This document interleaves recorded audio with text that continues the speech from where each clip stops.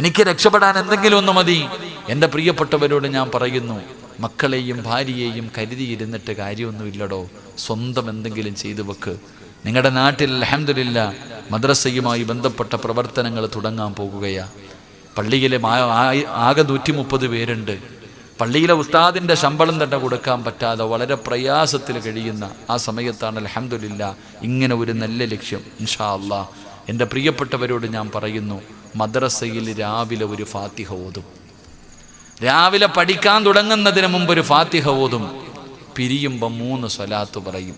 വെള്ളിയാഴ്ച ഒഴിച്ച് ബാക്കി എല്ലാ ദിവസവും നിങ്ങളുടെ ഖബറിലേക്ക് അത് കിട്ടും. അള്ളാഹു ഭാഗ്യം തരുമാറാകട്ടെ. ഇതേ ഉള്ളൂ. മക്കളും ഭാര്യയും മറന്നാലും ഈ മദ്രസ നിലനിൽക്കുന്ന കാലത്തോളം ഇൻഷാ അല്ലാഹ് ഒരു ഫാത്തിഹയും 3 സ്വലാത്തും എല്ലാ ദിവസവും രാവിലെയും വൈകിട്ടും മുടങ്ങാതെ നിന്റെ ഖബറിലേക്ക് വരുമെങ്കിൽ അതാണ് യഥാർത്ഥ സമ്പാദ്യം. അള്ളാഹു ഭാഗ്യം നൽകുമാറാകട്ടെ. പറയുമ്പോ റസൂലുള്ളാഹിക്ക് അത്ഭുതമായി, അല്ലാഹുവിന്റെ പ്രവാചകൻ അത്ഭുതമായി. അവിടെന്ന് ചോദിക്കുന്നു, മലക്കുകളെ, എന്റെ ഹാരിസാനെ നിങ്ങൾക്ക് എങ്ങനെയാ പരിചയമുള്ളത്? എന്റെ ഹാരിസാനെ നിങ്ങൾക്ക് എങ്ങനെ അറിയാം? ഞങ്ങൾക്കറിയാ നബിയേ. ഏത് മലക്കിനോട് ചോദിച്ചാലും ഹാരിസത്ത് ബിൻ നുഅ്മാനിന്റെ പേര് പറയുമല്ലോ. കാരണം എന്തെന്നറിയോ? നാളെ അല്ലാഹു ഭക്ഷണം കൊടുക്കുന്ന ചെറുപ്പക്കാരനാ. നാളെ പടച്ച റബ്ബിന്റെ സ്വർഗ്ഗത്തിൽ വെച്ച് അല്ലാഹു ഭക്ഷണം കൊടുക്കുമല്ലോ. അല്ലാഹു ഭക്ഷണം കൊടുക്കുമല്ലോ. ആ ചെറുപ്പക്കാരനാണ് ഹാരിസത്ത് ബിൻ നുഅ്മാൻ. അല്ലാഹുവിന്റെ പ്രവാചകൻ തന്റെ വീട്ടിലേക്ക് കടന്നു വന്നു. ആയിഷ ബീബി റളിയല്ലാഹു തആല അൻഹയോട് അല്ലാഹുവിന്റെ റസൂൽ പറഞ്ഞു, ആയിഷ, ഇന്നലെ ഞാൻ സ്വർഗ്ഗത്തിൽ വെച്ച് ഹാരിസത്ത് ബിൻ നുഅ്മാൻ എന്ന് പറയുന്ന ചെറുപ്പക്കാരനെ കണ്ടു. ആയിഷ, അവൻ അല്ലാഹു നാളെ സ്വർഗ്ഗത്തിലെ ഭക്ഷണം കൊടുക്കുമല്ലോ. ആയിഷ ബീവി ചോദിക്കുന്നു, നബിയേ, യാ റസൂലല്ലാഹ്, മുത്തുനബിയേ, എന്ത് നന്മ ചെയ്തതിന്റെ പേരിലാ ഇത്രയും വലിയ പ്രതിഫലം കൊടുക്കുന്നത്? സ്വർഗത്തിന്റെ മധ്യഭാഗത്തൊരു കൊട്ടാരം, സ്വർഗത്തിൽ അല്ലാഹു ഭക്ഷണം കൊടുക്കും. അല്ലാഹുവിന്റെ അടുക്കൽ നിന്ന് ഭക്ഷണം കഴിക്കാനുള്ള ഭാഗ്യം എങ്ങനെയാ നബിയേ? കദാകൽ ബിർറു, മാതാപിതാക്കളെ സ്നേഹിച്ചതിന്റെ പേരിലോ, മാതാപിതാക്കളോട് ഗുണം ചെയ്തതിന്റെ പേരിലോ അല്ലാഹു കൊടുക്കുന്നതാണെന്ന് മുത്തുനബി പറയുമ്പോ ആയിഷ ബീബി റളിയല്ലാഹു തആല അൻഹ ചിരിക്കുകയാ.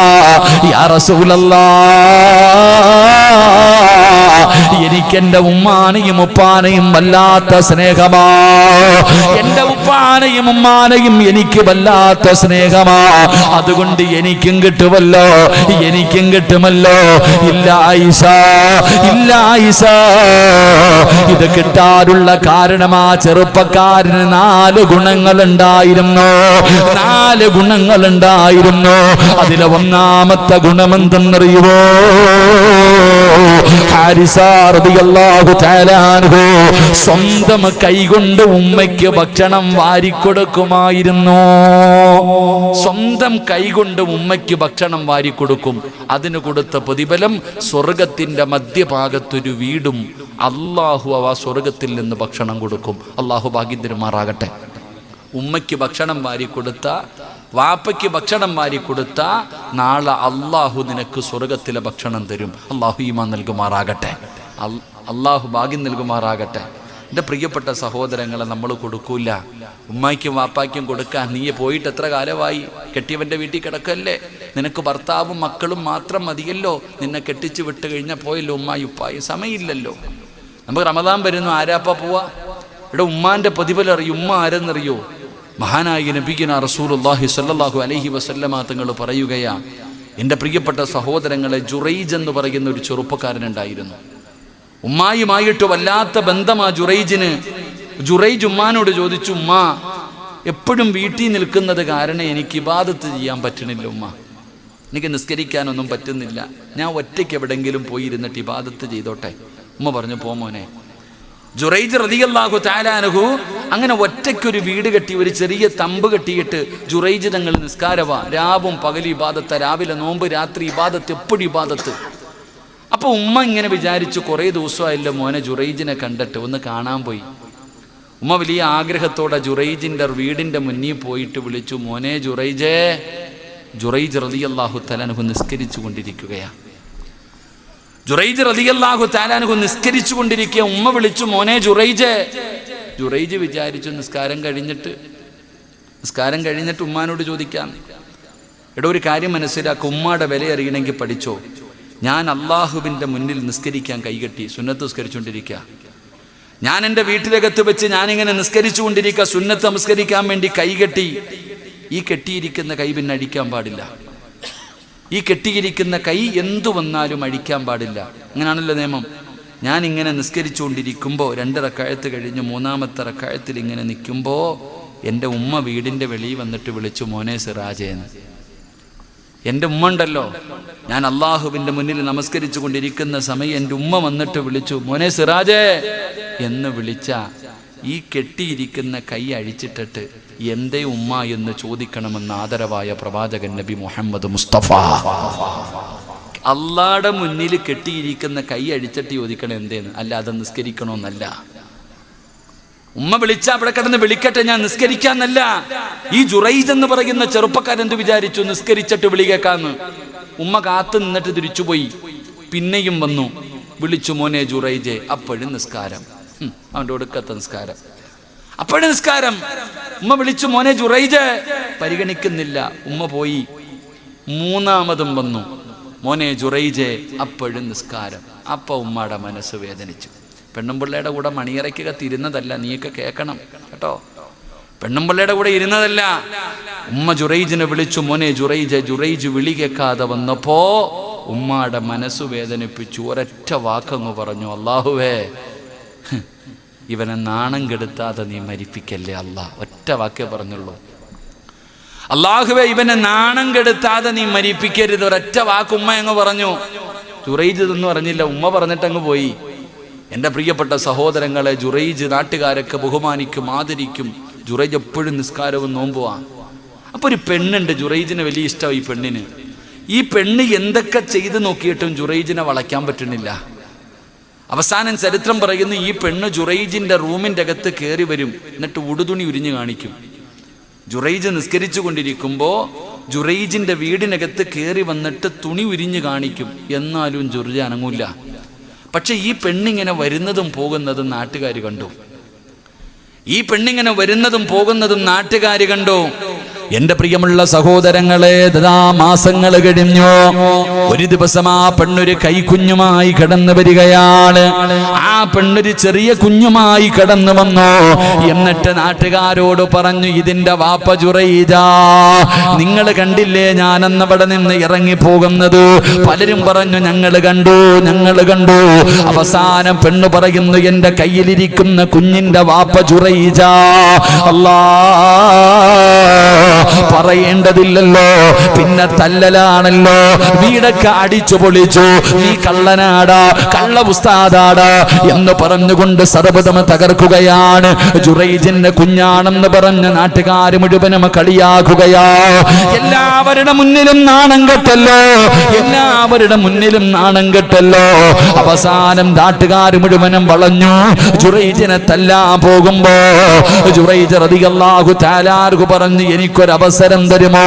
ഞാൻ തെളിയിക്കാം ഈ കുഞ്ഞിന്റെ വാപ്പയാരാണെന്ന്, ഈ കുഞ്ഞിന്റെ ഉപ്പയാരാണെന്ന് ഞാൻ തെളിയിക്കാം. അങ്ങനെ അനുവാദം കൊടുത്തു. ജുറൈജ് റളിയല്ലാഹു തആല അൻഹു ഉളുവെടുത്തിട്ട് 2 റക്അത്ത് നിസ്കരിക്കുകയാണ്. സലാം വീട്ടിയിട്ട് സുജൂദിൽ കിടന്നിട്ട് അല്ലാഹുവോട് ചോദിച്ചു, അല്ലാ, നിനക്കറിയുമല്ലോ അല്ലാ, എല്ലാം നിനക്കറിയുമല്ലോ അല്ലാ, ഞാൻ എന്ത് തെറ്റ് ചെയ്തിട്ടാ എന്നെ നാണം കെടുത്തുന്നത്? ഇവരെന്നെ ഇങ്ങനെ മോശക്കാരനാക്കുന്നത്? ഞാൻ എന്ത് പാപം ചെയ്തിട്ടാ പടച്ചവരെ? അപ്പോഴാണ് പറഞ്ഞു കൊടുത്തു, ജുറൈജേ ഉമ്മാടെ ശാപമാ, ഉമ്മയുടെ ശാപമാ. പടച്ചവനെ ജുറൈജ് കരയുകയാ, അല്ലാഹുവിന്റെ മുന്നിൽ കിടന്ന് തൗബ ചെയ്യുകയാ. അപ്പോഴാണ് പടച്ചവനെ ജുറൈജ് ചാടി എഴുന്നേൽക്കുകയാണ്. ജനങ്ങൾ മുഴുവനും പടഞ്ഞു നിൽക്കുകയാണ്. ജുറൈജ് പറഞ്ഞു, ആ കുഞ്ഞിനെ കൊണ്ടുവരാറ്, ആ പാല് കുടിക്കുന്ന കുഞ്ഞിനെ കൊണ്ടുവാ. അതാ ദിവസങ്ങൾ മാത്രം പ്രായമുള്ള പാല് കുടിക്കുന്ന ചോര കുഞ്ഞിനെ ജുറൈജ് റളിയല്ലാഹു തആല അൻഹുവിന്റെ മുന്നിലേക്ക് കൊണ്ടുവന്നു. തള്ളവരുള്ള ആ കുഞ്ഞിന്റെ പൊക്കളിന്റെ മുകളിലേക്ക് ഈ വിരലെടുത്ത് ഇങ്ങനെ വെച്ചു. കുഞ്ഞിന്റെ പൊക്കളിന്റെ മുകളിൽ വെച്ചിട്ട് ആ പാല് കുടിക്കുന്ന കുഞ്ഞിനോട് ചോദിച്ചു, മോനെ നിന്റെ വാപ്പയാരാടാ, നിന്റെ വാപ്പയാരാ? ആ പാല് കുടിക്കുന്ന കുഞ്ഞിനോട് ചോദിക്കുമ്പോ നാട്ടുകാര് ചോദിച്ചു, ജുറൈജേ നീ ഞങ്ങളെ കളിയാക്കുകയാണോ, നീ ഞങ്ങളെ പരിഹസിക്കുകയാണോ? ഈ പാല് കുടിക്കുന്ന കുഞ്ഞ് സംസാരിക്കുകയില്ലല്ലോ, പിന്നെ എന്തിനാ നീ ഞങ്ങളെ കളിയാക്കുന്നത്? ജുറൈജ് റളിയല്ലാഹു തആല അൻഹു പിന്നെയും ചോദിക്കുന്നു, യാ ബുനയ്യാ, ഏ പൊന്നുമോനെ നിന്റെ വാപ്പയാരാടാ? ഉറക്ക വിളിച്ച് പറയടാ പോരൂ. ആ പാല് കുടിക്കുന്ന ചോരക്കുഞ്ഞ് വിളിച്ചു പറഞ്ഞു കൊടുത്തു, എന്റെ വാപ്പ ജുറൈജല്ല, ഇന്ന ആട്ടിടയനാണ് എന്റെ പിതാവെന്ന പാല് കുടിക്കുന്ന കുഞ്ഞു പോലും പറഞ്ഞു കൊടുത്തെന്ന് ചരിത്രം പറയുമ്പോ എന്തിനാ നാണം കെട്ടത്? നിസ്കരിച്ചു കൊണ്ടിരുന്ന സമയത്ത് തന്റെ പ്രിയപ്പെട്ട മാതാവ് വന്ന് വിളിച്ചപ്പോ ഉമ്മാടെ വിളിക്കുത്തരം നൽകാത്തതിന്റെ പേരിലോ അല്ലാഹു കൊടുത്ത ശിക്ഷയാ.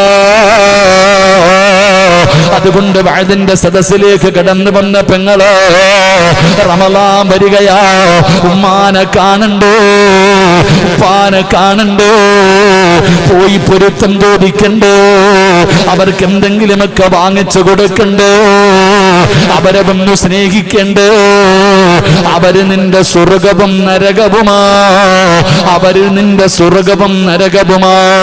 അതുകൊണ്ട് ഈ സദസ്സിലിരിക്കുന്നവരോട് പറയുകയാ, മൂന്ന് പാപം ചെയ്ത മരണത്തിന് ശേഷമല്ല, ഈ ദുനിയാവിൽ വെച്ച് തന്നെ അല്ലാഹു നിനക്ക് ശിക്ഷ തരുമെന്ന് നബി മുഹമ്മദ് മുസ്തഫ സല്ലല്ലാഹു അലൈഹി വസല്ലമ തങ്ങൾ പറയുകയാ, മരണത്തിന് ശേഷമല്ലടാ, ഇവിടെ വെച്ച് കിടന്ന് നരകിക്കുമടോ, ഇവിടെ കടന്ന് നീ അനുഭവിക്കുമടോ, ഇവിടെ കടന്ന് നീ കണ്ണുനീര് കുടിക്കും പെങ്ങളെ. മരിക്കുന്നതിന് മുമ്പേ അല്ല നിനക്ക് ശിക്ഷ തരുന്ന, അല്ലാഹു ശിക്ഷ തരുന്ന മൂന്ന് പാപമുണ്ട്. അതിലെ ഒന്നാമത്തെ പാപവേദെന്നറിയോ? ഉമ്മാനെയും വാപ്പാനെയും വേദനിപ്പിച്ച ഏത് കൊലകൊമ്പനാണെങ്കിലും ഈ ദുനിയാവിൽ കിടന്ന് നരകിക്കുമടാ, ഈ ദുനിയാവിൽ കിടന്ന് നെഞ്ചു പൊട്ടിയിട്ട് കരയുമടാ. അല്ലാഹു നിന്നെ ഇവിടെ ഇട്ട് തന്നെ വേദനിപ്പിക്കുമെന്ന് നബി മുഹമ്മദ് മുസ്തഫ സല്ലല്ലാഹു അലൈഹി വസല്ലമ തങ്ങൾ പറയുമ്പോ, എന്റെ പ്രിയപ്പെട്ടവരെ, അല്ലാഹുവിന്റെ സ്വർഗത്തിലേക്ക് കടന്നു പോകാത്ത രണ്ടാമത്തെ വിഭാഗം മാതാപിതാക്കളെ വേദനിപ്പിക്കുന്നവരാ. ഞങ്ങളുടെ മരണപ്പെട്ടു പോയ മാതാപിതാക്കൾ അവരുടെ ഖബർ വിശാലമാക്കണേ അല്ലാ, അവരുടെ മണ്ണറ മണിയറയാക്കണേ അല്ലാ, സ്വർഗ കവാടം തുറക്കണേ അല്ലാ.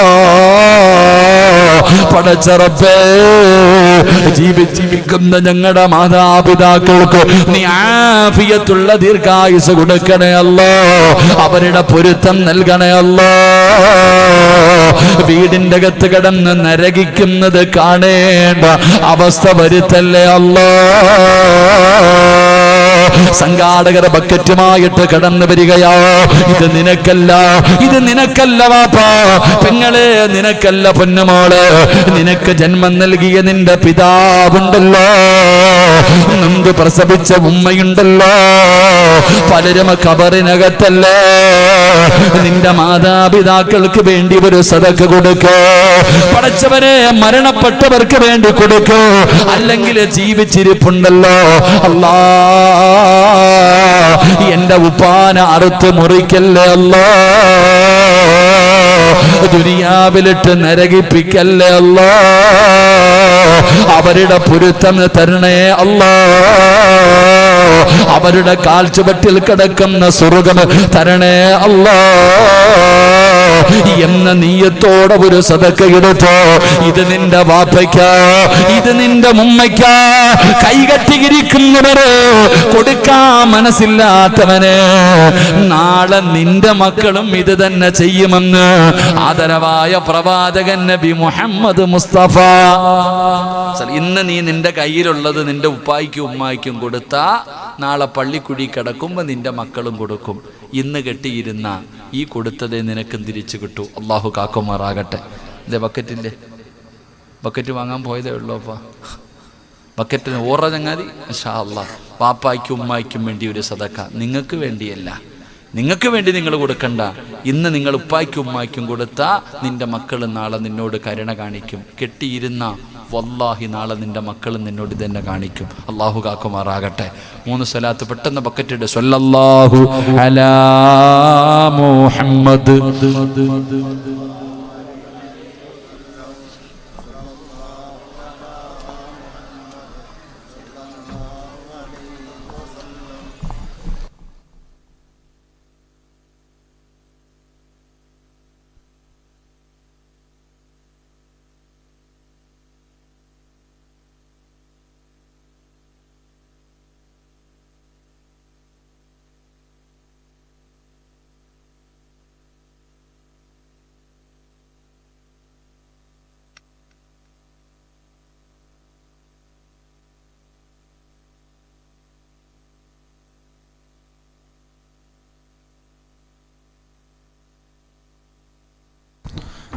പെട്ടെന്ന് അൽഹംദുലില്ലാ.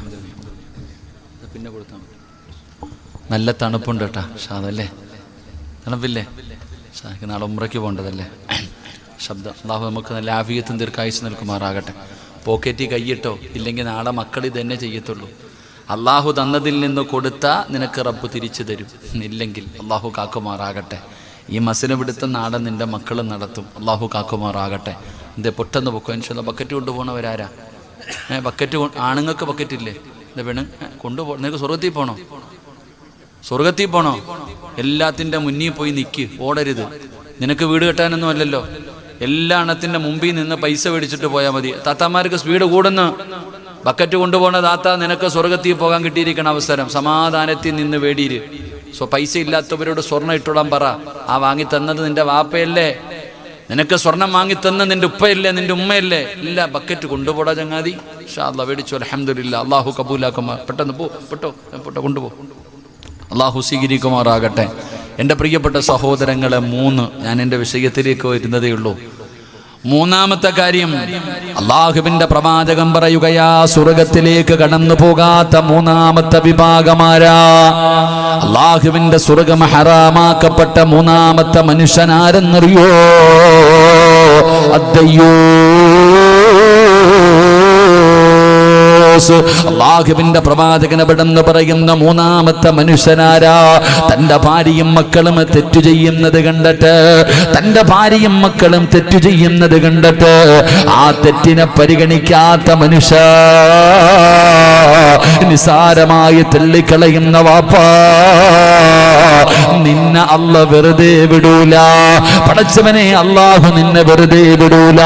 പടച്ചവനെ, അതാ പ്രിയപ്പെട്ട മക്കള്, നിന്റെ ഭാര്യയും നിന്റെ മക്കളും തെറ്റ് ചെയ്യുന്നുണ്ട്, സീരിയൽ കാണുന്നുണ്ട്, സിനിമ കാണുന്നുണ്ട്, വൃത്തികേടുകൾ കാണുന്നുണ്ട്.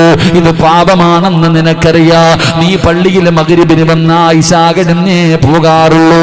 ഒരുപാട് നന്മ ചെയ്യുന്ന മനുഷ്യനാണ്. പക്ഷേ വീട്ടിലേക്ക് കടന്നു ചെല്ലുമ്പോ നിന്റെ ഭാര്യ സീരിയൽ കണ്ടുകൊണ്ടിരിക്കുകയാ. നീ അസറിന് വന്ന ഇശ കഴിഞ്ഞിട്ടേ പള്ളിയിൽ പോകാത്തുള്ളൂ. അത്രയ്ക്ക് നല്ല മനുഷ്യനാ. പക്ഷെ നീ നിന്റെ വീട്ടിൽ പോകുമ്പോൾ നിന്റെ പെണ്ണും പിള്ളയും മക്കളും സിനിമയും സീരിയലും കണ്ടുകൊണ്ടിരിക്കുക, ഉടുതുണി ഇരിഞ്ഞിട്ട് ആടുന്നത് കണ്ടുകൊണ്ടിരിക്കുക. നിനക്കറിയാൻ തെറ്റാണെന്ന്, നിനക്കറിയാൻ തെറ്റാണെന്ന്. പക്ഷെ നീ എന്ത് ചെയ്യും? തിരുത്തൂല്ല. കണ്ടോട്ടെ. നിന്നെ അള്ളാഹു വിടുവോ വാപ്പാ? നിന്നെ പടച്ച റബ്ബ് വിടുവോ? നിന്നെ അള്ളാഹ് വെറുതെ വിടത്തില്ല എന്ന് നബിഗിന റസൂലുള്ളാഹി. ഉറക്കെ പറ, നബിഗിന റസൂലുള്ളാഹി. സിനിമ കാണുന്നത് ഹലാലാണോ? ആണോ?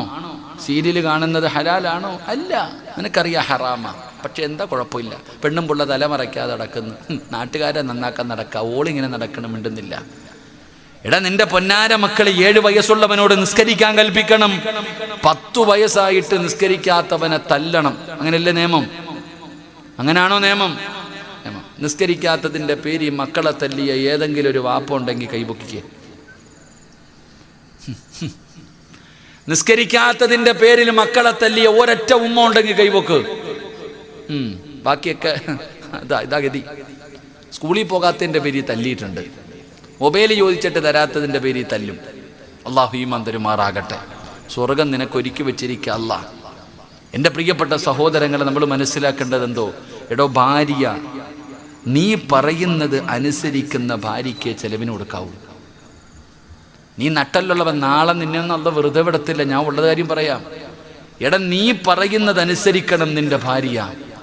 ഈ വീട്ടിനകത്ത് TV പാടില്ല, ഹറാമാണ്, കാണാൻ പാടില്ല, പറ്റത്തില്ലേ? ബിസ്മില്ല, പൊക്കോ വീട്ടി, ബിസ്മില്ല.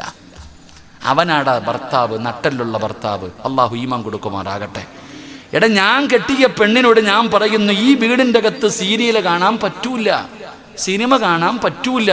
ഈ വീട്ടിൽ ജീവിക്കണോ 5 നേരം നിസ്കരിക്കണം. ഈ വീട്ടിൽ ജീവിക്കണോ മഗ്രിബ് കഴിഞ്ഞാൽ ഖുർആൻ ഓതണം. ഈ വീട്ടിൽ ജീവിക്കണോ ഫർദയും ഹിജാബ് വിടണം. പറ്റത്തില്ലേ? മാസലാമ, പോ, നിന്റെ വീട്ടിൽ കഴിഞ്ഞു പൊക്കോ. നീ അവക്ക് ചെലവിന് കൊടുക്കാൻ നീ പറയുന്നില്ല. അള്ളാഹു ഈമാൻ നൽകുമാറാകട്ടെ. അതെങ്ങനെന്നറിയോ? കുട്ടികൾ ഉമ്മാൻ്റെ അടുത്ത് പോയി ചോദിക്കും, ഉമ്മ അവിടെ വരെ പോകട്ടെ. വാപ്പാടുത്ത് ചോദിക്കാൻ, വാപ്പടെ പറയേണ്ട പൊക്കോളെ. ഉമ്മ തന്നെ പറഞ്ഞു കൊടുക്കുക, വാപ്പാൻ്റെ അടുത്ത് പറയേണ്ട പൊക്കോളെ. ഇപ്പോഴാ ബോധം വന്ന, ഇല്ലടാ, പിരിക്കാനുള്ള പേപ്പർ വന്നു. ഇൻഷാ അല്ലാഹ്. എങ്ങനെ? എടാ, നിന്റെ ഭാര്യയ്ക്ക് ചെലവിന് കൊടുക്കുന്ന, അവക്ക് സാരി വേണം, ഫർദ വേണം, ചോറ് വേണം, മീൻ വേണം, സ്വർണം വേണം, എല്ലാം വേണം, നീ വാങ്ങിച്ചു കൊടുക്കുന്നില്ലേ? എടാ, നീ പറയണം, ഈ വീട്ടിൽ നിസ്കരിക്കണം. ഈ വീട്ടിൽ നിസ്കരിക്കാതെ പറ്റൂല. പറ്റത്തില്ലേ? പോയേരെ, തെറ്റില്ലല്ലോ. നീ പറയുന്നതനുസരിക്കണം. ദീനിൻ്റെ കാര്യങ്ങൾ വിട്ടുവീഴ്ച ചെയ്യരുത്. വീട്ടിനകത്തിരിക്കുന്ന TV എന്നെറിഞ്ഞു പൊട്ടിക്കുന്നു, അന്നേ നിന്റെ വീട്ടിലൊക്കെ ബറക്കത്തുണ്ടാകത്തുള്ളൂ. അള്ളാഹു ഈമാൻ തരുമാറാകട്ടെ. ഇല്ലാതെ തലകുത്തി കടന്നാലും അള്ളാഹുവിൻ്റെ റഹ്മത്ത് ഇറങ്ങൂല നിന്റെ വീട്ടിൽ. ഞാൻ ഉറപ്പിച്ചു പറയുന്നു, നിങ്ങളുടെ വീട്ടിൽ സമാധാനം വേണോ, സന്തോഷം വേണോ? എൻ്റെ പ്രിയപ്പെട്ടവർ, എന്തൊക്കെ ചെയ്താലും, എടാ, കോടികൾ കൊടുത്ത് വീട് കെട്ടിയിട്ടിട്ടുണ്ട്, സമാധാനം ഉണ്ടോ നിന്റെ വീടിനകത്ത്? ഇല്ല. സുന്ദരിയായ ഭാര്യ നിന്റെ കൂടെ കിടക്കുന്നുണ്ട്, അയൽവാസിയുടെ പെണ്ണുമ്പിള്ളയെ നോക്കുക ഇങ്ങനെ വീട്ടിയിട്ടിട്ട്. സുന്ദരിയായ ഭാര്യ കൂടെ കിടക്കുമ്പോൾ കണ്ടവൻ്റെ മോളെ നോക്കുന്ന അങ്ങനെ അയൽവാസിയെ. 3-4 മക്കൾ വീടിൻ്റെ മുമ്പിൽ ഓടിച്ചാടി നടക്കുന്ന കണ്ടിട്ട് ഒരു ബർക്കത്തും ഇല്ല. മട്ടൻ മന്തി തിന്നിട്ടും വയറ് നിറയണില്ല. എന്തേ കാരണം? സമാധാനമില്ലടോ. ആ ശവപ്പെട്ടി നിന്റെ വീട്ടിൽ നിന്നെടുത്ത് കള. അവൻ അങ്ങനെ കളയുന്ന വാപ്പയ്ക്ക് നട്ടല്ലുള്ളത്, ആ വാപ്പയ്ക്ക് അല്ല സ്വർഗം കൊടുക്കുന്നത്. അള്ളാഹു ഈമാൻ തരുമാറാകട്ടെ. നീ ഇപ്പം അതെങ്ങനെ നീയും പോയിരുന്ന് കാണുന്നില്ല? ഈനാമ്പേച്ചയ്ക്ക് മരപ്പട്ടി കൂട്ടെന്ന് പറയണ പോലെ പോയിരുന്നിട്ട് ബർക്കത്തായിട്ട് നീയും കാണുക. എടാ, ഞാൻ ചോദിക്കട്ടെ, എടാ, ഏതെങ്കിലും ഒരു വാപ്പ 10 വയസ്സായിട്ട് നിസ്കരിക്കാത്തവനെ തല്ലണം? ഏതെങ്കിലും വാപ്പായ്ക്ക് തല്ലാൻ അധികാരമുണ്ടോ? ഏതെങ്കിലും ഒരു വാപ്പ തല്ലാൻ പോയാൽ മക്കൾ പറയും, എൻ്റെ പൊന്നു വാപ്പ, ആദ്യം നിങ്ങളൊന്ന് പള്ളിയിൽ പോകും, പിന്നെ തല്ലാൻ വാ. ആദ്യം വാപ്പ പള്ളിയിൽ പോയാലല്ലേ മക്കളത് കണ്ട് പഠിക്കത്തുള്ളൂ. ഈ ഉമ്മമാര് മഗ്രിബിന് TV-യുടെ ഫ്രണ്ടിൽ ഇരുന്നിട്ട് മക്കളോട് പറയും, യാസീനോത്, നിസ്കരിക്കുക, സലാത്ത് പറ. ഞാനിവിടെ പെറ്റി അടക്കുക, TV ഹജ്ജ് ചെയ്തുകൊണ്ടിരിക്കുക. എങ്ങനെ നന്നാകും പെങ്ങളെ? എടോ, ആദ്യം നീ നന്നാക്. റബ്ബനാ ഹബിലനാ മിൻ അസ്വാജിനാ വദുർരിയാതിനാ ഖുർറത അയുനിൻ വജഅൽനാ ലിൽ മുത്തഖീന ഇമാമ. നാട്ടുകാരി വലിയവനാണെന്ന് പറയുന്നത് ഈ കാര്യമൊന്നുമില്ലടോ. സ്റ്റേജിൽ കയറ്റി ഇരുത്തിയിട്ട് മഹാനാണെന്ന് പറയുന്നതിൽ കാര്യമില്ല. ആര് പറയണം നീ മഹാനാണെന്ന്? നിന്റെ പെണ്ണുമ്പിള്ള പറയണം. പറയുവോ? എടാ, നീ നല്ലവനാണെന്ന് നിന്റെ കൂടെ കിടക്കുന്നവൾ പറയാ. നാട്ടുകാർ പറയുന്ന പോട്ടെ, നിന്റെ കൂടെ നീ കൊടുക്കുന്ന, ചെലവിന് കൊടുക്കുന്ന, നിന്റെ കോരത്ത് കിടക്കുന്ന നിന്റെ ഭാര്യ പറയുവോ നീ നല്ലവനാണെന്ന്? പറഞ്ഞ നീ നല്ലവനാ. അള്ളാഹു ഈമാൻ തരുമാറാകട്ടെ. പറയത്തില്ല എന്ന് നിനക്ക് തന്നെ നല്ലതുപോലെ അറിയാം. എടോ, മക്കൾ പറയണം എൻ്റെ വാപ്പ നല്ലവനാണെന്ന്. മക്കൾ പറയണം, ഭാര്യ പറയണം, ഏത് പാതിരാത്രി വന്ന് കിടന്നാലും എൻ്റെ എഴുന്നേറ്റ് സുബഹി നിസ്കരിക്കും. അഭിമാനത്തോടെ പറയണം. മക്കൾ പറയണം, എടാ എനിക്കൊന്നും വരൂല്ലടാ, കാരണം എൻ്റെ ഉപ്പാൻ്റെ ഉമ്മാൻ്റെ ദുആ എനിക്കുണ്ട്. എൻ്റെ ഉപ്പാന്റെയും ഉമ്മാന്റെയും ദുആ എനിക്കുണ്ട്. ആദ്യം നീ നിന്റെ മക്കൾക്ക് മാതൃകയാക്, നീ നിന്റെ ഭാര്യയ്ക്ക് മാതൃകയാകും. മഹാനായി നബിയുനാ റസൂലുള്ളാഹി സ്വല്ലല്ലാഹു അലൈഹി വസല്ലമ തങ്ങളുടെ മയ്യത്ത് കബറടക്കിയിട്ട് വന്നപ്പോ ആയിഷ ബീവി റളിയല്ലാഹു തആല അൻഹയോട് ചോദിച്ചു, നിന്റെ ഭർത്താവ് എങ്ങനായിരുന്നു? കാന ഖുലുഖുഹു ഖുർആൻ, എൻ്റെ ഭർത്താവ് ഖുർആനായിരുന്നു. അങ്ങനെ പറയണം, നിന്നെക്കുറിച്ച് നല്ലത് പറയണം. അതുകൊണ്ട് എൻ്റെ പ്രിയപ്പെട്ടവരോട് പറയുകയാ, ഈ സദസ്സിലിരിക്കുന്ന വാപ്പമാരോട് പറയുന്നു, ഉമ്മമാരോട് പറയുന്നു, അല്ലാഹുവിന്റെ സ്വർഗത്തിലേക്ക് കടന്നു പോകാത്ത മൂന്നാമത്തെ വിഭാഗം തെറ്റ് ചെയ്യുന്നത് കണ്ടിട്ട് തിരുത്തുന്നില്ലേ? ഉപ്പാ, നീ സുബഹി നിസ്കരിക്കാ പള്ളിയിൽ പോകുന്നവനാ, നിന്റെ ചാലത്ത് കിടക്കുന്ന ഭാര്യയെ വിളിച്ചുണർത്ത് ബാപ്പാ. നിന്റെ ഭാര്യയല്ലേ അവള്, പെണ്ണെ നീ പള്ളിയിൽ പോകണണ്ട. ഈ സദസ്സിലിരിക്കുന്ന ഭർത്താക്കന്മാരോട് പറയുന്നു, നിങ്ങൾക്ക് പറ്റുമെങ്കിൽ നിങ്ങൾ നാളെ രാവിലെ എഴുന്നേക്ക്. അസ്സലാത്തു ഖൈറും മിനന്നൗം. അല്ലാഹുവിന്റെ പള്ളിയിൽ നിന്ന് ബാങ്ക് വിളിക്കുമ്പോ നാളെ രാവിലെ നീ എഴുന്നേക്ക്, നിന്റെ ഭാര്യയെ വിളിച്ചുണർത്ത്, നിന്റെ മക്കളെ വിളിച്ചുണർത്ത്, എന്നിട്ട് നീ എല്ലാവരെയും വിളിച്ചുണർത്തിയിട്ട് ഒളുവെടുപ്പിക്ക്. ഈ സദസ്സിലിരിക്കുന്ന വാപ്പമാരോട് ഞാൻ പറയുന്നു, നാളെ രാവിലെ സുബഹിക്ക് ബാങ്ക് വിളിക്കുമ്പോൾ നീ എഴുന്നേക്കണം, നിന്റെ ഭാര്യയെ വിളിച്ചുണർത്തണം, നിന്റെ മക്കളെ വിളിച്ചുണർത്തണം, പോയി ഒതുവിട്. എല്ലാത്തിനെയും വിളിച്ചു കൊണ്ടുപോയി ഒതുവെടുപ്പിക്ക്. ആ ഭാര്യയോട് പറയണം, പായെടുത്ത് വിരിക്ക്, മുസല്ലയെടുത്ത് വിരിക്ക്. എന്നിട്ട് നിന്റെ വീടിനകത്ത് നീ ഇമാമത്ത് നിൽക്ക്, നിന്റെ ഭാര്യയും മക്കളും ഒരുമിച്ച് നിന്ന് ഒരു ഭക്തവെങ്കിലും നിസ്കരിക്ക്. അള്ളാഹു ഈമാൻ തരുമാറാകട്ടെ. നിസ്കരിക്കാലോ. നീ ഒരു വട്ടമെങ്കിലും നീ നിന്റെ ഭാര്യയ്ക്ക് ഇമാമത്ത് നിൽക്കടോ. ലിൽ മുത്തഖീന ഇമാമ. നിന്റെ ഭാര്യയ്ക്കും ഇമാമ് നിൽക്ക്, നിന്റെ മക്കൾക്ക് ഇമാമത്ത് നിൽക്ക്. ഒരു ദിവസമെങ്കിലും ഇമാമത്ത് നിന്ന് നിസ്കരിക്കടോ. അങ്ങനെ വേണം ഭർത്താവ്. അള്ളാഹു ഈമാൻ തരുമാറാകട്ടെ. അല്ലാതെ കുറേ പണവും വാരിക്കൊടുത്ത്, മൊബൈലും വാങ്ങിക്കൊടുത്ത്, സൈക്കിളും വാങ്ങിക്കൊടുത്ത്, ഫോണും വാങ്ങിക്കൊടുത്ത്, തിന്നാനും വാങ്ങിക്കൊടുത്തിട്ട് കാര്യമൊന്നുമില്ലടോ. ആഖിറത്തിൽ രക്ഷപ്പെടണമെങ്കിൽ മക്കളെ നല്ല പോലെ വളർത്ത്, ഭാര്യയെ നല്ല പോലെ വളർത്ത്. ഇല്ലെങ്കിൽ ഈ മക്കൾ തന്നെ അള്ളാഹുടെ മുന്നിൽ നിന്നെ പിടിച്ചു നിർത്തും. അള്ളാഹ് എനിക്ക് തരുന്നതിൻ്റെ ഇരട്ടി ശിക്ഷ എൻ്റെ ഉപ്പായ്ക്ക് കൊടു. നിന്റെ മക്കൾ തന്നെ പറയും, അള്ളാഹുവേ, എന്നെ വലിച്ചെറിയുന്നതിന് മുമ്പ് എൻ്റെ ഉപ്പാനെ എറിയണം നരകത്തിൽ. കാരണം ഇവനാ എന്നെ പഴപ്പിച്ചത്. ഞാൻ തെറ്റ് ചെയ്തപ്പോൾ ആ തെറ്റ് തിരുത്താത്തത് എൻ്റെ ഉപ്പയായിരുന്നു. അല്ലാഹ് അല്ലേ, ഇന്ന് പറവകളെ പോലെ മുടി വളർത്തിയിട്ട് നടക്കാം. ഇങ്ങനെ പറവകളെപ്പോലെ നിന്റെ മക്കളുടെ മുടി കണ്ടിട്ടുണ്ടോ? ഇങ്ങനെ ചുരുട്ടി വെച്ചുകൊണ്ട് നടക്കണം. മുടി കെട്ടിയിട്ട് പെണ്ണും ആണുവാണെന്ന് തിരിച്ചറിയാൻ പറ്റുന്നില്ല. എന്താ തിരുത്താത്ത? നിനക്കറിയത്തില്ലേ? എടാ, പടിപടിയായി മുടി വെട്ടുന്നവനെ മലക്കുകൾ ശപിക്കുമെന്ന് നബിയുനാ റസൂലുള്ളാഹി. എങ്ങനെ നിന്റെ വീടിനകത്ത് റഹ്മത്തിറങ്ങും? എങ്ങനെ ഇറങ്ങും ബാപ്പാ? നിന്റെ മക്കളുടെ മുടി കണ്ടിട്ടുണ്ടോ? നീ എന്ത് പറയും? ഞാൻ പറഞ്ഞാൽ കേൾക്കത്തില്ലെന്ന്. നീ എന്നും അവൻ്റെ വാപ്പയാന്ന് പറയരുത്, നാണക്കേടാ. എടാ, 12ഉം 15ഉം വയസ്സുള്ള മകന്റെ മുടി വെട്ടാൻ പറ്റിക്കാത്തവനാ ഇനി വാപ്പ എന്ന് പറഞ്ഞ് നടക്കണത്. സ്വന്തം മക്കളുടെ മുടി കണ്ട കീറിയ പാൻറ്. നിന്റെ മോന്റെ ദാരിദ്ര്യം അല്ലാഹു മാറ്റി കൊടുക്കുമാറാകട്ടെ. ആമീൻ പറ. ടിപ് ടോപ്പിൽ ആരെങ്കിലും തെണ്ടാൻ വരുവോ? ഞങ്ങളുടെ നാട്ടിലൊക്കെ പിരിക്കാൻ വരുന്നവൻ ഉടുപ്പ് കീറിയിട്ടാ വരുന്നേ, വസ്ത്രം കീറിയിടും. കാരണം ഫക്കീർ. നിന്റെ മോനും അങ്ങനെയല്ലേ നടക്കണ, കീറിക്കൊണ്ട്. അല്ലാഹു നിങ്ങളുടെയൊക്കെ ദാരിദ്ര്യം മാറ്റി തരുമാറാകട്ടെ. എന്നിട്ട് നടക്കുക. പടച്ചവനെ, ഭാര്യയും മക്കളും തെറ്റ് ചെയ്യുന്നത് കണ്ടിട്ട് നിസ്കാര തഴമ്പും പള്ളിക്കമ്മിറ്റിക്കാരനുമായിട്ട് നടക്കുക. വിടുവല്ല നിന്നെയൊക്കെ. അല്ല വെറുതെ വിടുവെന്ന് തോന്നിയോ? വലിച്ചു കീറും റബ്ബ്. അള്ളാഹു കാക്കുമാറാകട്ടെ. വിടൂല്ല മനുഷ്യ, അള്ളാഹു വിടൂല്ല. നിന്റെ ബാധ്യതയാ, നിന്റെ ഉത്തരവാദിത്തമാ. അല്ല ഏൽപ്പിച്ചിരിക്കുന്ന നിന്റെ ഭാര്യ, നിന്റെ മക്കൾ, ഇത് അള്ളാഹ് അമാനത്തായി ഏൽപ്പിച്ചിരിക്കുന്നതാ. അവരെ നേരെ ചൊവ്വ നീ വളർത്തിയില്ലെങ്കിൽ നീ ചെയ്തത് മാത്രം പോരാ, അതിൻ്റെയും കൂടെ നീയൊക്കെ അനുഭവിക്കേണ്ടി വരും. അള്ളാഹു കാക്കുമാറാകട്ടെ. അതുകൊണ്ട് എൻ്റെ പ്രിയപ്പെട്ട സഹോദരങ്ങളെ, നിങ്ങൾ നന്നാകാദ്യം. ആദ്യം ഞാൻ നന്നാകട്ടെ, എൻ്റെ ഭാര്യ നന്നാക്കട്ടെ, എൻ്റെ മക്കളെ നന്നാക്കട്ടെ. നമ്മൾ നന്നായാൽ അവരൊക്കെ നന്നാകും. നമ്മുടെ വീട് സ്വർഗമാകും. അള്ളാഹു ഭാഗ്യം തരുമാറാകട്ടെ. അതുകൊണ്ട് എൻ്റെ പ്രിയപ്പെട്ട സഹോദരങ്ങളെ, നമ്മുടെ വീട് എങ്ങനെയാകണമെന്നറിയോ? സിനിമ കണ്ടിട്ട് നടക്കുന്നവരുണ്ട്, സീരിയൽ കണ്ടിട്ട് അങ്ങനെ ആകണമെന്ന് ആഗ്രഹിക്കും. ഏതെങ്കിലും നോവൽ വായിച്ചിട്ട് അതുപോലെ. എടോ, ഖുർആൻ പറയുന്നുണ്ടോ വീട് എങ്ങനെയാകണമെന്ന്? ഒരു വീട് എങ്ങനെയാകണം? അള്ളാഹുവിൻ്റെ വിശുദ്ധമായ ഖുർആനിൽ ഒരു വീടിനെ കുറിച്ച് പറയുന്നുണ്ട്. ആ വീട് പോലെ നമ്മുടെ വീടാകണം. അള്ളാഹു ഭാഗ്യം തരുമാറാകട്ടെ. എന്തോ ഇഷ്ടപ്പെട്ടില്ലെന്ന് തോന്നുന്നു. അള്ളാഹു ഭാഗ്യം തരുമാറാകട്ടെ. നമ്മുടെ ഭാര്യ നന്നാകണം, നമ്മുടെ മക്കൾ നന്നാകണം, നമ്മൾ നന്നാകണം. നമ്മുടെ വീട്ടിലെ ഭാര്യയും ഭർത്താവും മക്കളും കുടുംബസമേതം നന്നാകണം, നന്നായി സ്വർഗത്തിൽ ഒരുമിപ്പിക്കണം. അള്ളാഹു ഭാഗ്യം തരുമാറാകട്ടെ. വഴി പറഞ്ഞു തരട്ടെ, നന്നാകാനുള്ള വഴി പറഞ്ഞു തരട്ടെ. വേണോ വേണ്ടേ? വേണോ വേണ്ടേ? വേണം ഇൻഷാ അല്ലാഹ്. അള്ളാഹു നല്ല മരണം തരുമാറാകട്ടെ. ചിലരുടെ ഒന്നും നാവ് അനങ്ങുന്നില്ല, ചിലർ മസില് പിടിച്ചിരിക്കുകയാ. എന്തിനെന്നറിയോ? ഓ ചുമ്മാതെ അല്ലേ. എടോ, എപ്പോഴാ മരണം വരുന്നതെന്നറിയില്ല. ഇന്നലെ കണ്ടവനെ ഇന്ന് കാണാത്ത ദുനിയാവ പെട്ടെന്ന് മരിച്ചു പോകുന്നടോ. അള്ളാഹു നല്ല മരണം തരുമാറാകട്ടെ. ഒരാളുടെ മരണം അടുക്കുമ്പോൾ 40 ദിവസം മുമ്പേ അറിയാൻ പറ്റൂന്ന. ഒരാളുടെ മരണം അടുത്തെങ്കിൽ 40 ദിവസം മുമ്പ് തന്നെ അറിയാം അവൻ്റെ മരണം അടുത്തു എന്ന്. നമ്മൾ നടക്കുക, പെട്ടെന്ന് മരിച്ചു. ആരാ പെട്ടെന്ന് മരിച്ചേ? അള്ളാഹു നമുക്ക് നല്ല മരണം തരുമാറാകട്ടെ. മരണത്തിൻ്റെ അടയാളം കേൾക്കണോ? മരണത്തിൻ്റെ അടയാളം അറിയണമെങ്കിൽ ആർക്കെങ്കിലും, എടാ നീ വല്ലവൻ്റെ മയ്യത്തും കുളിപ്പിച്ച് പൊതിഞ്ഞ് കബറടക്കി നിനക്ക് പോകാൻ സമയമായോ അറിയണ്ടേ? ഈ സ്റ്റേജിലിരിക്കുന്നവർക്കൊക്കെ മരിക്കാൻ സമയമായോ ഇല്ലയോ എന്ന് ഞാൻ അടയാളം പറഞ്ഞു തരാം. അള്ളാഹു ഭാഗ്യം തരുമാറാകട്ടെ. എൻ്റെ മരണം അടുത്തു, അള്ളാഹു എനിക്ക് നല്ല മരണം തരുമാറാകട്ടെ. ആമീൻ പറ. എൻ്റെ മരണം അടുത്തു എന്ന് എനിക്ക് ഉറപ്പാണ്. എനിക്ക് വലിയ രോഗങ്ങളൊന്നുമില്ല, പക്ഷേ എനിക്ക് അടയാളം വന്നു കഴിഞ്ഞു. അള്ളാഹു നല്ല മരണം തരുമാറാകട്ടെ.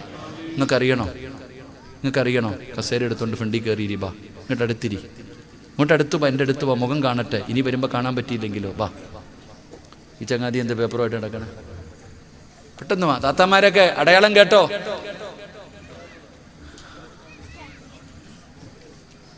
താത്തമാരൊക്കെ കേട്ടോ? വല്ലവരുടെ മയ്യത്തും കണ്ട് ചിരിച്ചുകൊണ്ട് നടക്കുക, സീരിയലും കണ്ടിട്ട്. നിനക്ക് പോകാൻ സമയമായോ എന്ന് ഞാൻ പറഞ്ഞുതരാം. എടാ ഇങ്ങോട്ട് വാടാ ചങ്ങാതിമാരെ, പള്ളിക്കുഴി പോകാൻ. നാളെ ഉഷാദ് ബാക്കബി വഴുതു പറയുമ്പോൾ നീ കുഴിക്കാത്ത കബറും കാട്ടിൽ. പെട്ടെന്ന് വാ. വാ ചെറുപ്പക്കാരൊക്കെ വാ, അവിടെ നിൽക്കുന്ന സംഘാടകരൊക്കെ ഇങ്ങ് വാ. വാഴതൊക്കെ പിന്നെ കേൾക്കാം. വാ, അടയാളം കേൾക്ക്. നിങ്ങളവിടെ നിന്ന് കേട്ടോ, നിൽക്കണോ പോണോ എന്ന് ഇപ്പം തീരുമാനിക്കണം. ആ പുറത്ത് നിൽക്കണ കാക്കാമാര് കേട്ടോ, ഈ അടയാളം ഉണ്ടെങ്കിൽ നീ നിൽക്കണോ വേണ്ടെന്ന് നീ തീരുമാനിക്കുക. ഇന്നും കൂടെ നിനക്ക് അവസരമുള്ളൂ. വേണമെങ്കിൽ വന്നിരുന്നോ, ഇല്ലെങ്കിൽ പൊക്കോ. വീട്ടിൽ പോയി ഭാര്യ മക്കളുടെ ഒക്കെ പോയി യാത്ര പറ, കടവൊക്കെ വീട്ട് പൊരുത്തമൊക്കെ ചോദിക്കും, പൊക്കോ. അള്ളാഹു ഈമാൻ തരുമാറാകട്ടെ. 3 സ്വലാത്ത് പറ. സ്വല്ലല്ലാഹു അലാ മുഹമ്മദ്,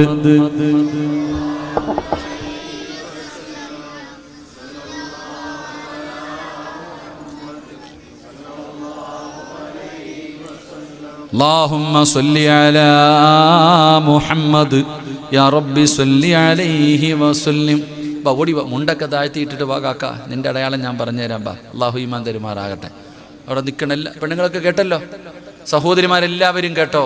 ഈ പറയുന്ന അടയാളം വന്നിട്ടുണ്ടെങ്കിൽ നിനക്ക് കബറിൽ പോകാൻ സമയമായി. കഫൻ തുണി വാങ്ങിച്ചൊരുങ്ങിക്കോ. അള്ളാഹു നല്ല മരണം തരുമാറാകട്ടെ. ഉറക്കപ്പറ, നല്ല മരണം തരുമാറാകട്ടെ. അറ്റാക്കൊന്നും വരുത്തില്ലല്ലോ. പേടിയൊന്നും. അവനെ പിടിച്ചോ. ഇപ്പോഴേ പിടിച്ചേരെ, എത്തിരി കഴിഞ്ഞാൽ പറ്റൂല. മൈക്ക് സെറ്റുകാരാ, ഓനെ പിടിച്ചിരുത്ത്. അവനിത് അവിടെ എന്തുവാ പെണ്ണുങ്ങളൊക്കെ പിരിക്കാൻ നിൽക്കണ താത്താമാരെ, നീ ആദ്യം നിന്റെ കുഴി പോണ കാര്യം നോക്ക്, പിന്നെ പിരിക്കാം. കയറി ഇരി താത്ത, വഴുത് കേക്ക്. ആദ്യം നിന്റെ മരണത്തിൻ്റെ അടയാളം വന്നിട്ടുണ്ടെങ്കിൽ നാളെ നീ പിരിക്കാനില്ല. ഇരുന്ന് കേട്ടോ ഇൻഷാ അല്ലാഹ്. കഫൻ തുണി വാങ്ങുമോ? ഇവിടെ അങ്ങനെ കബറ് കുഴിച്ചിടുവോ നേരത്തെ? ഓ പടച്ചവനെ, വലിയ പാടായില്ലേ. ഇപ്പം നാളെ കുഴിക്കേണ്ടി വരും കുറേ. വേണമെങ്കിൽ പോയി കുഴിച്ചിട്ടോട്ടോ. ഈ അടയാളം വന്നിട്ടുണ്ടെങ്കിൽ നിനക്കുള്ള കഫൻ തുണി വാങ്ങിച്ചോണം കേട്ടോ. നല്ല അളവൊക്കെ അനുസരിച്ച് പറ്റുമെങ്കിൽ നീ തന്നെ കുഴിച്ചിടുന്നവരെണ്ണം. അള്ളാഹു നല്ല മരണം തരുമാറാകട്ടെ. പുറത്തേക്കണ കാക്കാന്മാർക്ക് ജീവിതത്തിലെ ഏറ്റവും വലിയ മോഹം സ്വർഗത്തിൽ പോകണമെന്നാ. ഈ പുറത്ത് നിൽക്കുന്നവരുടെ ജീവിതത്തിലെ ഏറ്റവും വലിയ മോഹം എന്താ? എവിടെ പോകണമെന്നാ? കണ്ണിൻ്റെ മുന്നിൽ കണ്ടിട്ട് കയറുന്നില്ല, പിന്നെ ഇനി അവിടെ പോണേ. കണ്ണിൻ്റെ മുന്നിൽ സ്വർഗം കണ്ടിട്ട് കയറിയിരിക്കാൻ വയ്യ. അള്ളാഹു ആലം, അള്ളാഹു ഈമാൻ കൊടുക്കുമാറാകട്ടെ. ഇങ്ങോട്ട് നോക്കട്ടോ സഹോദര, എടോ നിങ്ങളുടെ ആരുടെയെങ്കിലും മുടി നരച്ചിട്ടുണ്ടെങ്കിൽ, ഈ ഇരിക്കണ നിങ്ങളുടെ ആരുടെയെങ്കിലും താടിയിലെയോ തലയിലെയോ ഒരു രോമമെങ്കിലും നരച്ചിട്ടുണ്ടെങ്കിൽ നിന്റെ ഒടുക്കത്തെ പോക്കിന് സമയമായി, ഒരുങ്ങിക്കോ. അള്ളാഹു നല്ല മരണം തരുമാറാകട്ടെ. ബയാദു ഷഅരിക ബഅദ സവാദി. ഞാൻ വെറുതെ പറഞ്ഞല്ല. നിങ്ങളുടെ ആരുടെയെങ്കിലും ഒരു രോമം നരച്ചിട്ടുണ്ടെങ്കിൽ, ഇങ്ങോട്ട് നോക്കുന്നില്ല, പുറകോട്ട് നോക്കാൻ വയ്യ എനിക്ക്, അത് ഞാൻ പറഞ്ഞത്. അത്തീബ് ഉസ്താദൊക്കെ മൈലാഞ്ചി ഇട്ടിരിക്കുക, തീരുമാനമായി. എടാ മൈലാഞ്ചി ഇട്ടാലും എന്നാ പിഴുത് ഇവിടെ ഒരെണ്ണം, മുടിവെട്ടിൻ്റെ കടയിൽ പോയിട്ട് ഇത് വെട്ട് അത് വെട്ട്. എന്തൊക്കെ വെട്ടിയാലും. പിന്നെ ചിലത് വടിച്ചിട്ട് നടക്കാം, ചിലത് ക്ലീൻ ഷേവ്, 40 കഴിഞ്ഞു 50 കഴിഞ്ഞു, കിളവനായിട്ടും വടിച്ചുകൊണ്ട് നടക്കാം. ഒരൊറ്റ രോമം നരച്ചിട്ടുണ്ടോ? ഒരുങ്ങിക്കോ, നിന്റെ സമയം അടുത്തു. അള്ളാഹു നല്ല മരണം തരുമാറാകട്ടെ. എനിക്ക് പോകാനുള്ള വണ്ടി വന്നു, എന്നെ കൊണ്ടുപോകാനുള്ള വണ്ടി വന്നു, എയർപോർട്ടിൽ പോകാൻ സമയമായി. അള്ളാഹു ഈമാൻ തരുമാറാകട്ടെ. നിങ്ങളൊക്കെ ഹാപ്പി ആയില്ലേ? ഹാപ്പി ആയില്ലേ?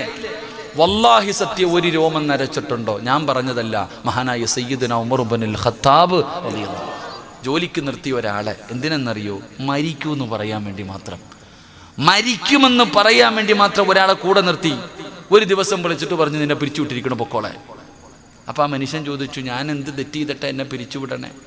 ഇനി മരണത്തെക്കുറിച്ച് ഓർമ്മപ്പെടുത്താൻ ആള് വേണ്ട. താടിയിലെ ഒരു രോമം നരച്ചു, അത് പറഞ്ഞു തരും. ഞാൻ മരിക്കാൻ, എനിക്ക് മരണം അടുത്തു എന്ന് എൻ്റെ താടിയിലെ ഒരു രോമം പറഞ്ഞു തരും. ഇനി എനിക്ക് ഓർമ്മപ്പെടുത്താൻ എന്തിനാള്? നബി സല്ലല്ലാഹു അലൈഹി വസല്ലമ തങ്ങൾ വഫാത്താകുമ്പോൾ 17 or 19 മുടിയ ആകെ നരച്ചിരുന്നത്. ആകെ അത്രേ ഉണ്ടായിരുന്നുള്ളൂ. നിൻ്റെതോ? നീ നോക്കേണ്ടത് കറുത്തതുണ്ടോന്നാ. മൊത്തവും വെളുത്തു. എന്നാലും അഹങ്കാരത്തിന് വല്ല കുറവുണ്ടോ? അഹങ്കാരത്തിന് വല്ല കുറവുണ്ടോ? നന്നാകണമെന്ന് വല്ല ചിന്തയുണ്ടോ? 40 വയസ്സ് കഴിഞ്ഞവരൊക്കെ ഒന്ന് കൈപൊക്കിക്കേ. പെണ്ണ് കെട്ടിക്കാനൊന്നും വല്ല പൊക്ക്. എന്താ ഇപ്പോൾ പൊക്ക ഒരുപടി? 40 വയസ്സിന് മുകളിൽ പ്രായമുള്ളവരൊക്കെ ഒന്ന് കൈപൊക്കിക്കേ. ആ, ഖുറാനിലെ ആയത്ത് ഓതിക്കോ, നിനക്ക് സമയം അടുത്ത് കഴിഞ്ഞു. ഞാനെവിടോ വഴുതിന് പോയപ്പോൾ എൻ്റെ അടുത്ത് പറഞ്ഞു, ഉസ്താദ്, ആ വീട്ടിലെ ചെറുപ്പക്കാരൻ പെട്ടെന്ന് മരിച്ചു. ഞാൻ ചോദിച്ചു, എത്ര വയസ്സ്? 55 വയസ്സ്. 55 വയസ്സുള്ള കിളവനെ ചെറുപ്പക്കാരെന്ന് വിളിച്ചാൽ പിന്നെ ബാക്കിയുള്ളവൻ്റെ കഥ പറയണോ? പ്രായമുള്ള മനുഷ്യന്മാർ ചിരി. ഇപ്പം ചിരിക്കാൻ എല്ലാത്തിനെ കൊണ്ടും പറ്റും. മരിച്ചു കിടക്കുമ്പോൾ ചിരിക്കണം പെണ്ണെ. അള്ളാഹു നല്ല മരണം തരുമാറാകട്ടെ. എൻ്റെ പ്രിയപ്പെട്ട സഹോദരങ്ങളെ, അതുകൊണ്ട് ഖുർആൻ പറയുകയാ, അള്ളാഹുവിൻ്റെ വിശുദ്ധമായ ഖുർആൻ ഒരു വീടിനെ കുറിച്ച് പറഞ്ഞു. അള്ളാഹു നമ്മുടെ വീട് അങ്ങനെ ആക്കി തരുമാറാകട്ടെ. അള്ളാഹു നമ്മുടെ വീട് അങ്ങനെ ആക്കി തരുമാറാകട്ടെ.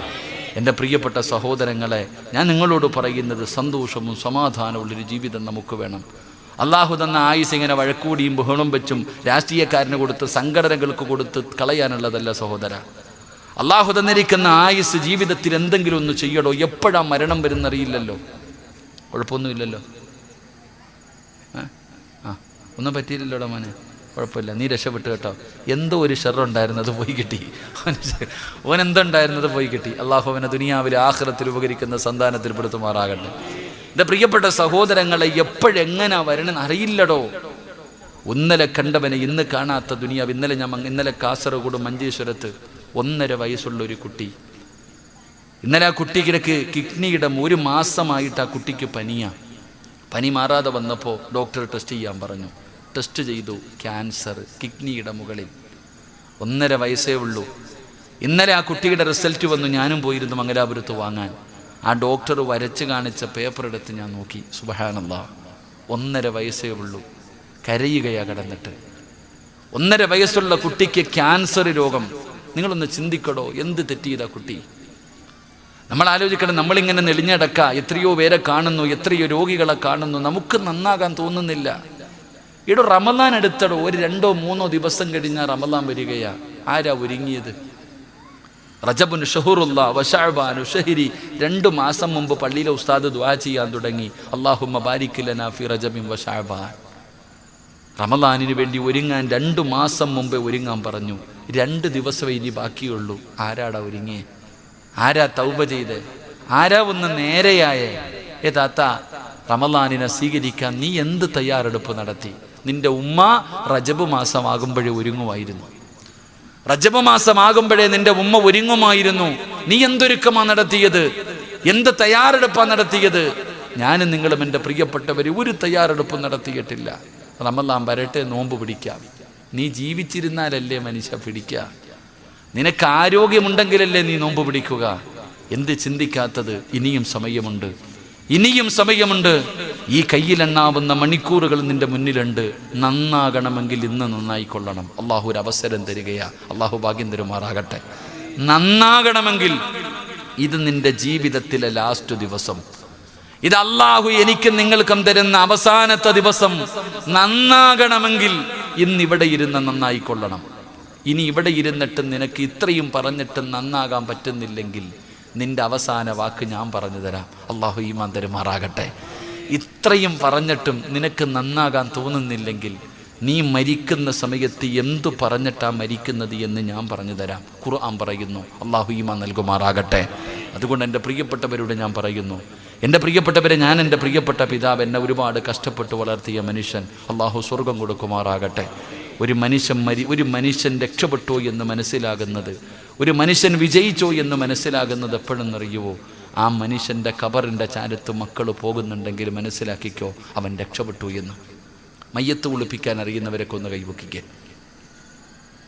ബാക്കിയുള്ളവർക്കൊന്നും അറിയില്ല. പെണ്ണുങ്ങൾ മയ്യത്ത് കുളിപ്പിക്കാൻ അറിയണ ആരെങ്കിലും ഉണ്ടെങ്കിൽ ഒന്ന് കൈവക്കിക്കേ. സുബ്ഹാനല്ലാഹ്. മനസ്സിലാക്കേണ്ടത്, നീ മരിച്ചാൽ കുളിപ്പിക്കാൻ നാട്ടുകാർ വേണമെന്നാ ഈ പറഞ്ഞതിനർത്ഥം. നീ മരിച്ചാൽ നിന്റെ മയ്യത്ത് കുളിപ്പിക്കാൻ നാട്ടിൽ നിന്ന് ആരെങ്കിലും വരണം. വീട്ടിലുള്ളതിനെ കൊണ്ട് ഒരു ഉപകാരമില്ല.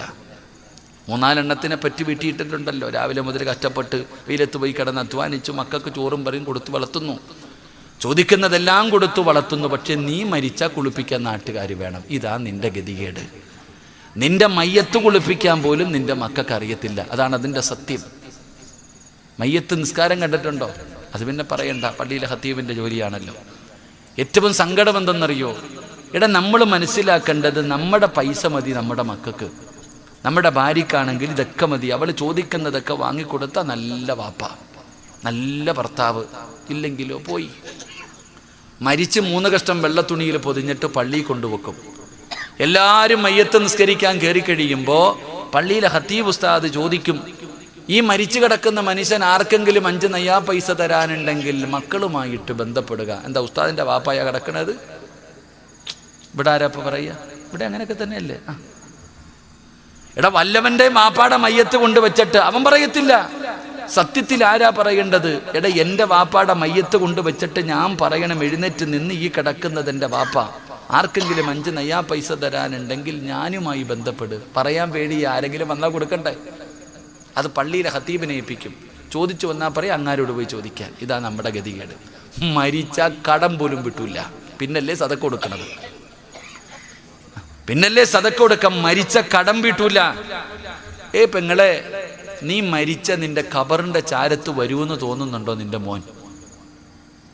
ഒരു യാസീനെങ്കിലും. ഉമ്മാടെ ഖബർ എവിടെ? അത് പള്ളിപ്പറമ്പിൽ. അത്ര തന്നെ. ഉമ്മാടെ ഖബർ എവിടെ? അത് പള്ളിപ്പറമ്പിൽ. അല്ലാതെ ഇന്ന സ്ഥലത്താണെന്ന് കാണിച്ചു കൊടുക്കാൻ അവന് വയ്യ. സമയമില്ലല്ലോ ആർക്കും. പണം ഉണ്ടാക്കിയാൽ പോരെ.